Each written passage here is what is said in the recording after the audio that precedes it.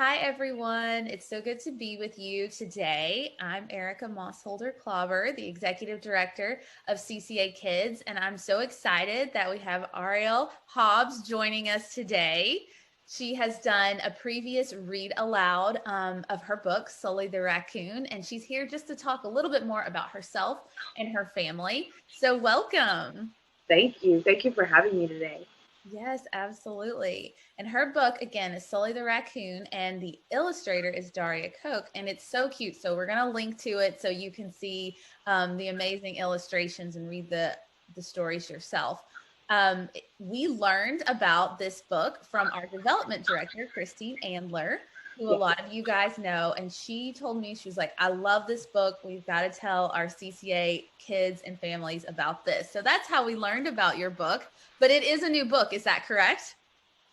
It is. It is. It came out in June, maybe July. I'm mixing up my months now. The COVID summer, I don't know what happened. But I do know I put out a book. And so, it's pretty new. And I'm having so much fun with it. And we've just been, I've been just so blown away by the response from the public and families and individuals that have reached out.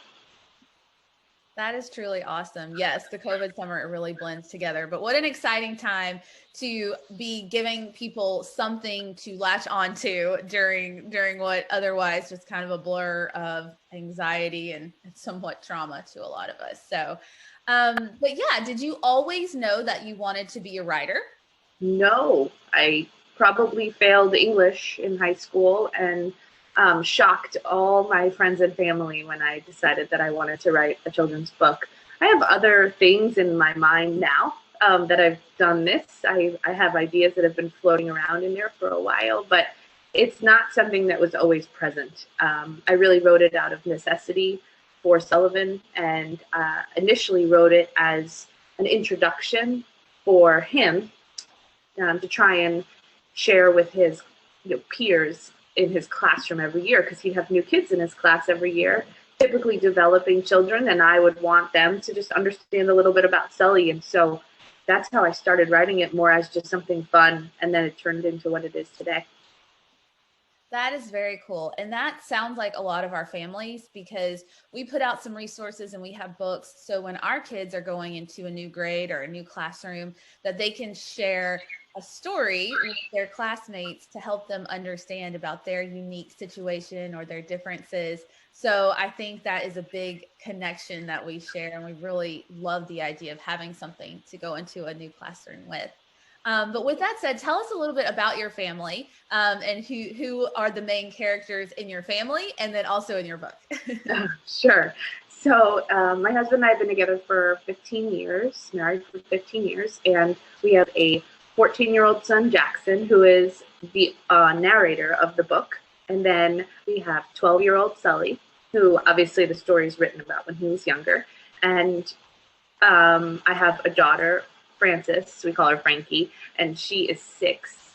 She's not in the book because the book really came along a little bit prior to her, the idea of it. And so I didn't stick her in this one. But those are the main players of my life, and those are also the main characters in the story. The only other one is my brother, or who we call Uncle Alex. And so that part of the story most of the story is based on true events. Obviously, they've been altered to be silly and fun, but they're not altered too much. I wanted Sullivan to shine through as himself in this book. And so Alex really did come to visit, and he was really the one who said, this kid acts more like a raccoon than a boy.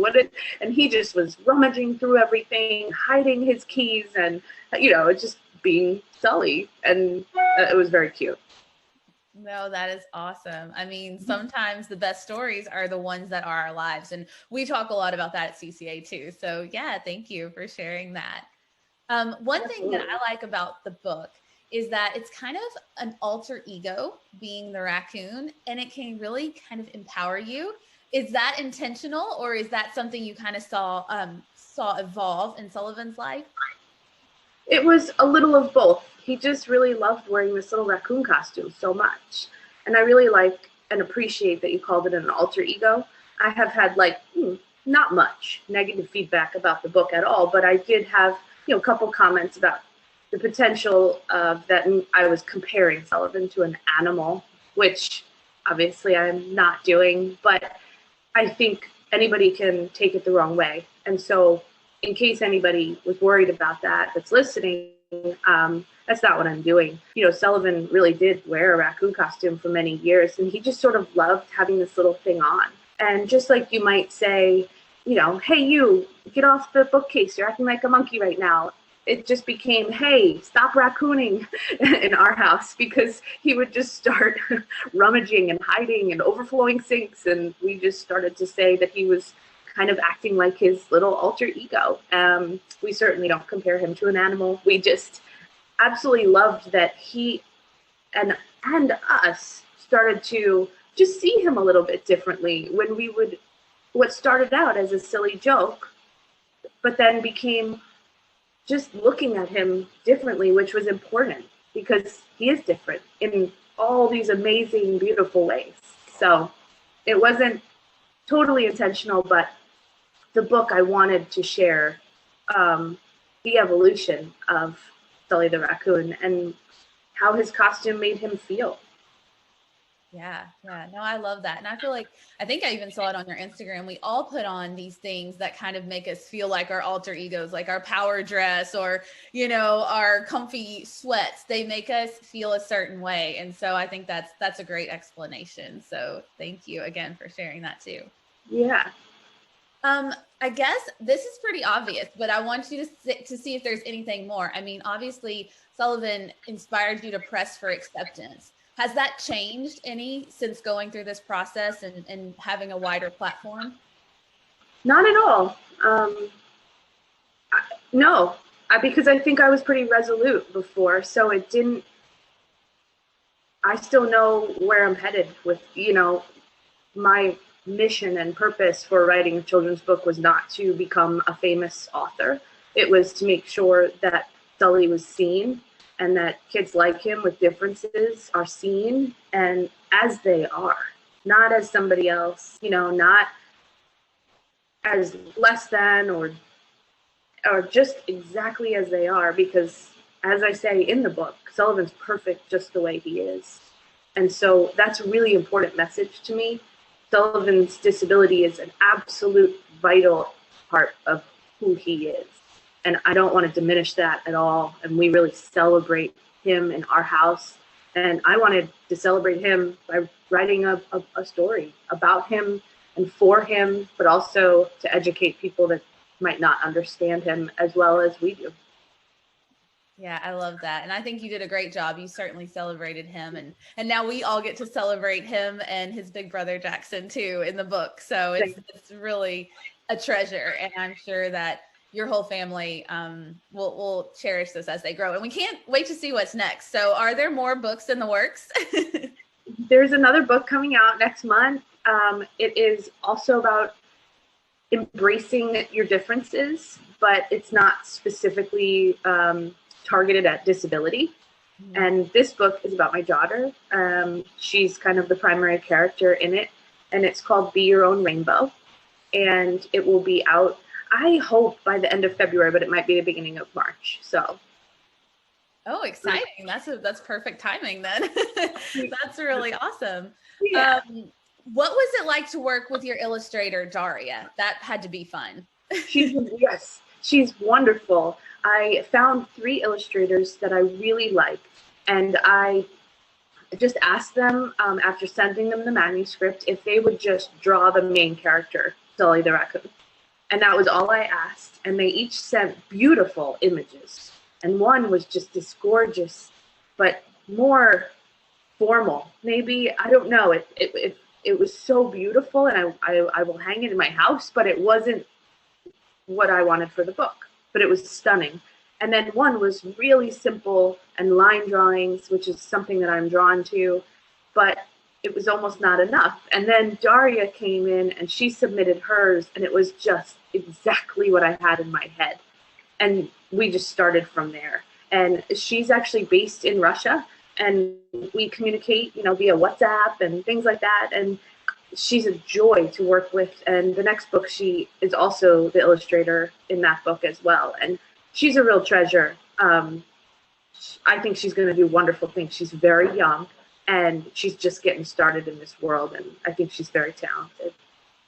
That is what a cool story. I feel like we could do a whole nother interview on like what it's like to collaborate internationally. And that's really cool. So thank you for sharing that. We might have to follow up and learn more what it was like to see your story come to life through someone's art. I think that's really special. Yeah, I would love that.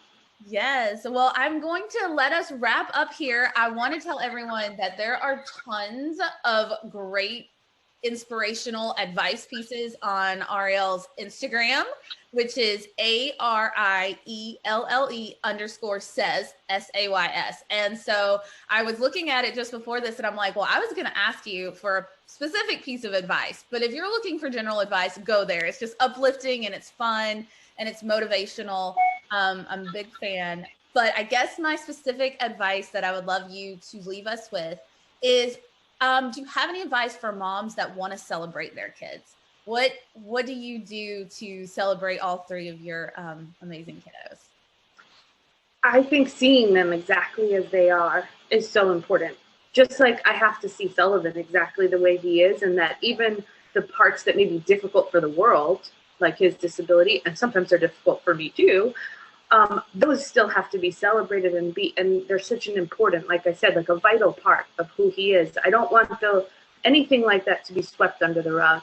So I am a licensed mental health therapist, and I am at the end of my internship and all that schooling stuff. So I'm not official yet, licensed, but intern. And so I actually see clients, and one of my main population that I really care to see is disability parents. And I get a lot of moms that need empowerment.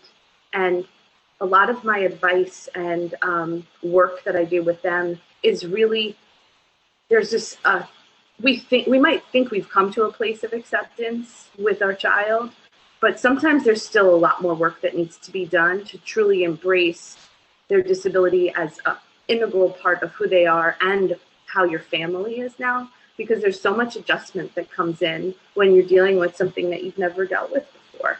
And so really just embracing that. And I try and let each of my kids, share the spotlight, have the spotlight, not share it, but have that spotlight at least once a day. Everyone needs the spotlight once a day. And so that's how I celebrate them every day. And, I just fight for them because their little voices are so important, and I want them to learn that they have people on their side, but I also want to demonstrate to them what fighting in a healthy way looks like. So that would be my best advice. Yeah, no, that's excellent advice. And again, I think we're going to have to spin off and talk more to you about moms and parents that are celebrating their kids. And then of course, there's the other side of taking care of yourself. So again, I really, really appreciate these few minutes. It's definitely not long enough, but it's a start. It's the start of a new friendship with you. And just tell us, if we want to learn more about you or your book in your own words, where can we find you? Thank you so much. You said my Instagram, so I'm at Arielle_says. And then I have a website. It's very new, so there's not much on there, but it's ariellehobbs.com. And I'll be developing that more over the course of the next year as I get my licensure with work and as more books are coming out. So that will be a great place to kind of keep checking back on me. Perfect. Well, thank you so much for your time and really for sharing your story. I think that is what we really believe in here at CCA Kids, sharing your story and being brave and courageous and empowered enough to put yourself out there is so important. So we honor that and appreciate that, and we will be in touch. So thank you so much. And I really appreciate you talking to us today. Thanks for having me. Awesome.